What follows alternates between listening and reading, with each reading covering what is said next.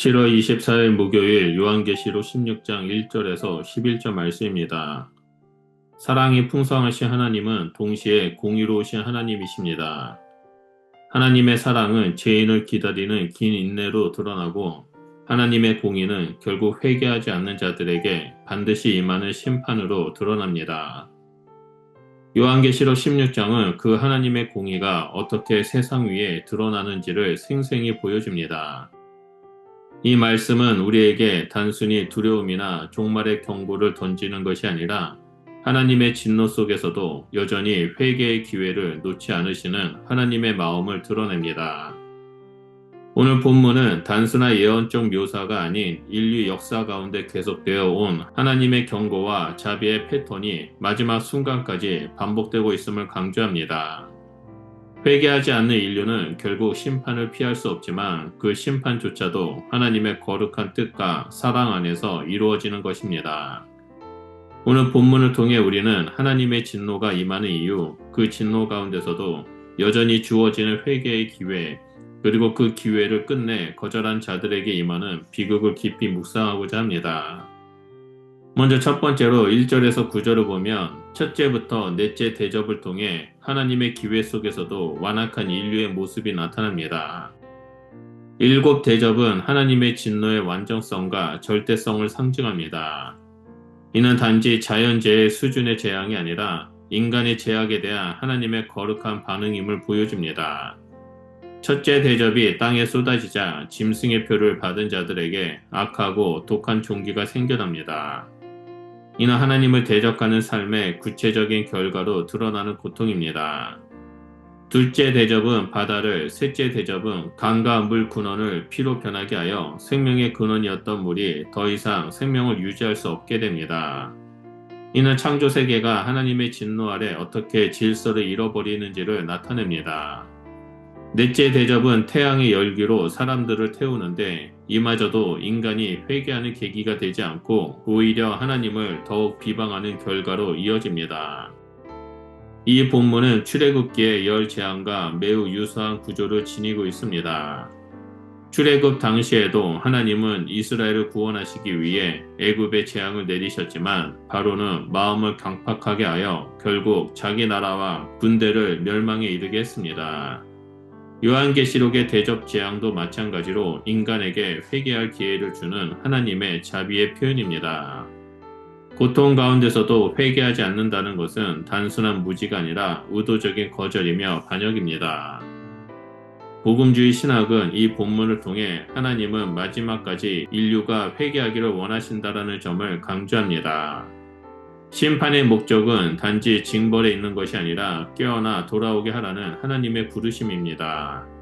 그러나 죄에 사로잡혀 하나님의 부르심을 거절하는 자들은 결국 그 죄의 열매를 스스로 감당할 수밖에 없습니다. 이 경고는 오늘 우리에게도 동일하게 주어집니다. 우리가 하나님의 인내를 기회로 삼지 않고 습관적으로 무감각해진다면 우리도 이 경고의 대상이 될 수 있음을 명심해야 합니다. 둘째로 10절에서 11절의 다섯째 대접, 어둠 속에서도 회개하지 않는 심령들입니다. 다섯째 대접이 짐승의 보좌에 쏟아질 때 그의 나라가 어두워집니다. 이는 단지 물리적인 어둠을 의미하는 것이 아니라 상징적으로 사탄의 권세가 그 체제가 붕괴되는 근본적인 심판의 징조입니다. 빛은 하나님의 임재와 진리를 상징하지만 어둠은 그 부재와 심판의 상태를 나타냅니다.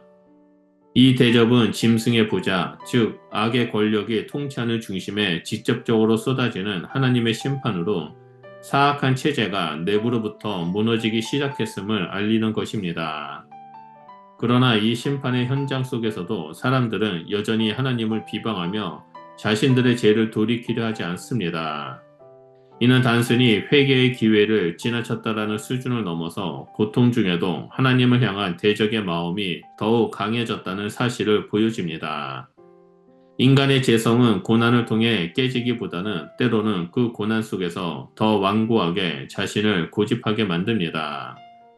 이 장면은 인간의 내면의 재성이 얼마나 뿌리 깊은지를 보여주는 동시에 하나님의 심판이 점진적이고 경고적인 성격을 지니고 있음을 증명합니다. 하나님은 단번에 끝을 내시는 것이 아니라 어둠을 통해 진리를 갈망하게 하시고 회개의 자리로 부르시지만 사람들은 그마저도 거부합니다. 복음지의 관점에서는 이것이 곧 하나님의 심판의 본질, 하나님 없이 스스로의 죄 가운데 남게 되는 결과이며 이는 인간 스스로가 택한 자기 파멸의 길이기도 합니다. 오늘날 우리는 이와 같은 영적 어둠에 빠질 위험에 놓여 있습니다. 삶의 혼란과 고통 속에서 하나님을 원망하고 도리어 자신의 길을 고집하지 않는지, 말씀을 외면한 채 세상의 질서에 동화되고 있지 않은지 자신을 돌아봐야 합니다. 하나님의 심판은 멀리 있는 이야기가 아니라 지금 이 순간에도 우리에게 돌아오라 외치는 하나님의 음성으로 다가오고 있음을 기억해야 합니다. 요한계시록 16장 1절에서 11절은 하나님의 진노가 얼마나 두렵고 또 동시에 얼마나 정당한지를 보여줍니다. 하나님의 심판은 분노의 폭발이 아니라 인류의 끊임없는 거절과 완악함에 대한 공의로운 응답이며 회개하지 않는 자들에게 주시는 마지막 경고입니다. 그러나 우리는 이 본문을 통해 하나님의 마음 깊은 곳에 있는 사랑과 안타까움을 읽어야 합니다. 하나님은 단 한 사람도 멸망에 이르기를 원하지 않으시며 모두가 진리의 지식에 이르기를 바라십니다. 그래서 심판조차도 돌이킴을 위한 도구로 사용하십니다. 오늘 우리는 이 말씀을 통해 우리 자신을 깊이 돌아보아야 합니다. 혹시 우리 삶 속에서 하나님의 경고를 듣고도 외면하며 살아가고 있지 않은지, 반복되는 고난 앞에서 하나님의 음성을 들으려 하기보다는 오히려 원망과 불평으로 응답하고 있지는 않은지 되묻게 됩니다. 하나님은 우리의 마음의 문을 두드리고 계시며 어둠 가운데서도 빛으로 이끄시는 손길을 내밀고 계십니다. 아직 기회가 있을 때 우리는 회개의 자리로 나아가야 합니다. 주께로 돌아오는 자를 하나님은 결코 외면하지 않으십니다. 오히려 그의 죄를 덮으시고 상한 마음을 싸매시며 잃어버린 자를 안고 기뻐하시는 분이십니다. 오늘 이 말씀 앞에 우리가 진지하게 응답하며 주님 앞에 다시 무릎을 꿇고 돌이키는 자들이 되기를 바랍니다. 이제는 주님의 말씀 앞에 우리의 마음을 겸비하게 하며 하나님의 긍휼을 구하는 귀한 성도님 되시기로 축복합니다. 돌이킬 수 있는 은혜의 시간이 우리 앞에 있을 때 더 이상 미루지 말고 주님의 품으로 나아가는 복된 성도님들 되시길 예수 그리스도의 이름으로 축원드립니다. 그 길만이 생명의 길이며 그 품 안에서 참된 평안과 회복을 누릴 것이라 믿습니다. 기도하겠습니다. 우리를 경고하시고 깨우치시는 은혜의 하나님, 고통 중에도 주님의 음성을 듣게 하시고 회개의 자리로 나아가게 하여 주시옵소서. 우리의 완악한 마음을 부드럽게 하시고 돌이키는 믿음을 허락하여 주시옵소서. 그래서 이 어둠의 시대 가운데 진리의 빛으로 인도하시는 주님을 바라보며 오늘도 순종하는 자가 될 수 있도록 우리와 늘 함께하여 주시옵소서. 예수 그리스도의 이름으로 기도드립니다. 아멘.